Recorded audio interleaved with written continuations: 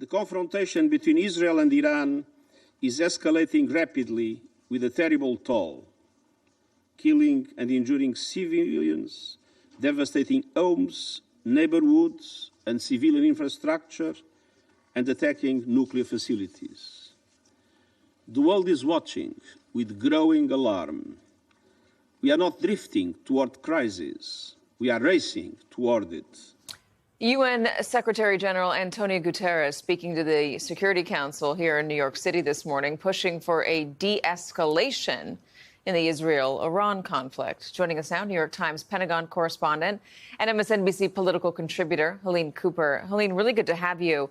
There have been a lot of questions about if we were to get involved and Iran wanted to retaliate against the United States, what would that retaliation look like? Hi, Katie. Thanks for having me. Iran still has a lot of cards that it can play. As your last segment sort of showed, they have ballistic missiles that are getting through in Israel, and they could use those ballistic missiles to target. There are more than 40,000 American troops scattered across multiple bases in the Middle East, and Iran can use those to get to them. And while the United States does have air defense systems, as you're seeing right now with Israel, those systems are not ever 100% accurate. Sometimes things do get through.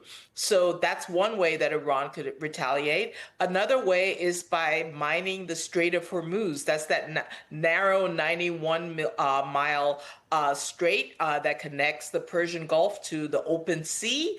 It's where a quarter of the world's oil comes through.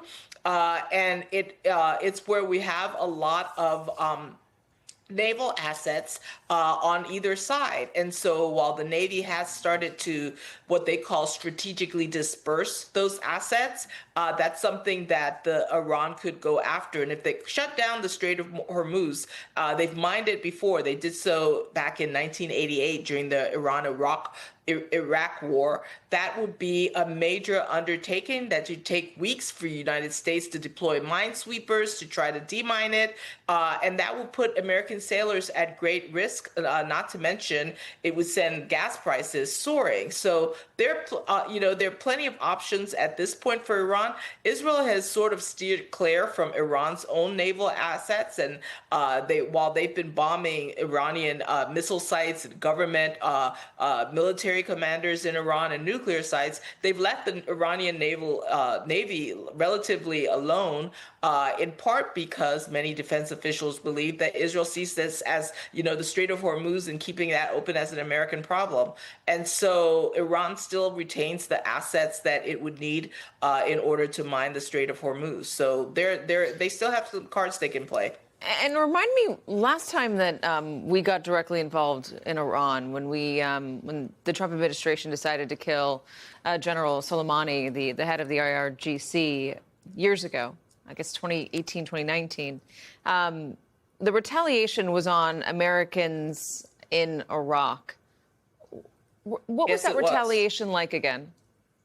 They sent the largest they launched the largest ballistic attack ever on an American airbase.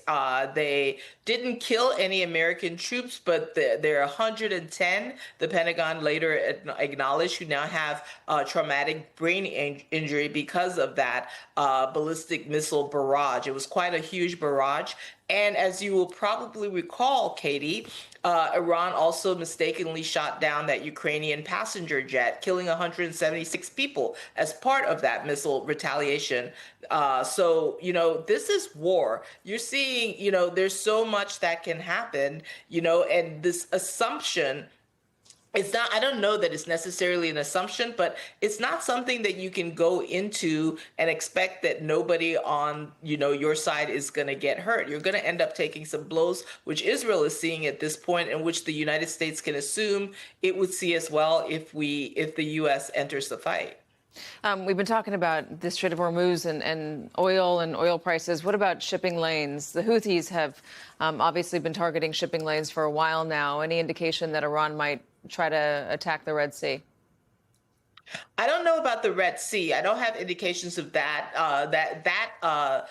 So far I've heard has been left alone, and that's more in the province of the Houthis, who would focus much more on the Gulf of Aden and the Red Sea than Iran would. For Iran, the most obvious place to go would be the Strait of Hormuz. They can do the most damage there, whereas the Red Sea is sort of a little bit different. So many commercial ships are already steering clear of the Red Sea, and they have been since the Houthis started their attacks after the October 7 Hamas attacks that launched the Israel-Hamas hostilities, and the Houthis have so peppered the Red Sea area with attacks that a lot of commercial shipping has been steering clear of that to begin with. So I think if you're Iran and you're looking for where to retaliate, that you could have the most effect, it's more likely that you go after the Strait of Hormuz.